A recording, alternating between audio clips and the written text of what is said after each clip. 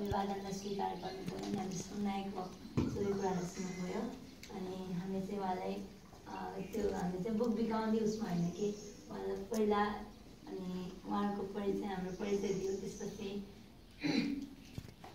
उहाँलाई चाहिँ यसको बारेमा थोरै जानकारी दियो छोटो समयमा। अनि उहाँले इच्छा गर्नुभयो, बुकहरू किन्नुभयो, कसैलाई गडकापमा दिएन।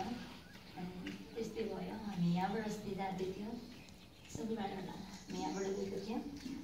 त्यतिखेर हामीले एउटाले चाहिँ नमस्कार आन्टी भनेको त आन्टी मनी कृष्ण हो भनेर यताबाट आएर मान्छे यस्तो गरेर फेरि फर्किने किन नसुन्नु भएको मनी कृष्ण हो भनेर फर्किनु भयो है।